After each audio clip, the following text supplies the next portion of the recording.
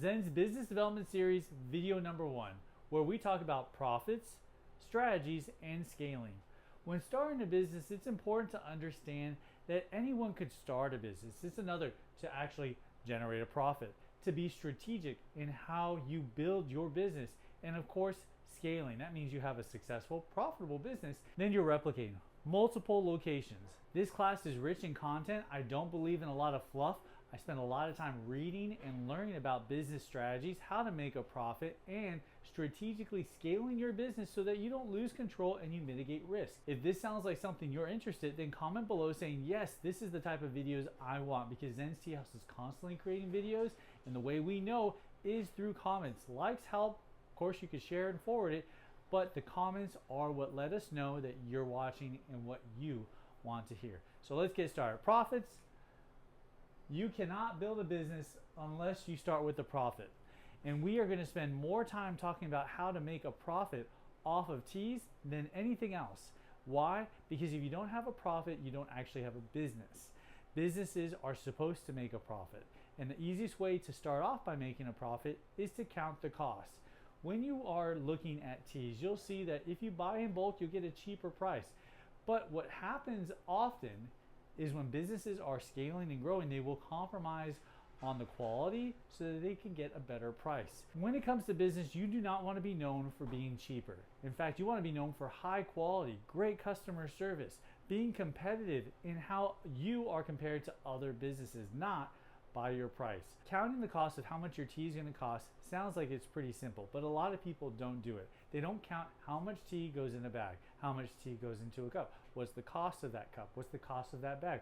What's the cost of the overhead and the audio, the technology, everything that's involved to get that product, that tea, in front of customers. This is why many business owners who have a background in finance, accounting, they do a better job in making a profit.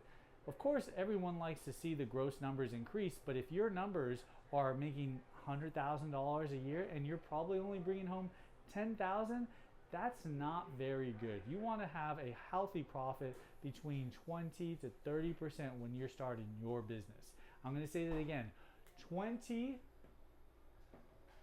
to 30%, and that is a net profit. If you can't start off with 20 to 30% netting the profit, then you are not in a good business position, because as you grow, that 30 will go to 20, to go to 10, to go to 15, to 5, small 1%. Now, of course, 1% of a million adds up. But when you are starting your business, you have to make sure that you have a healthy profit. 20 to 30%, that means after you pay everything, you're good to go. And mind you, it's worth hiring a business consultant and someone that can help you with your bookkeeping and auditing, because oftentimes as business owners, we focus so much on the numbers and we actually don't count the costs. It's important to make the money, but if you're losing money on the back end, that cuts on your bottom line.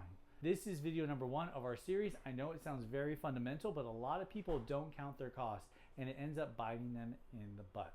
If you like this video, give it a thumbs up. If you're thinking, wow, Fernando, did you really go to Whittier College? Yes, I did.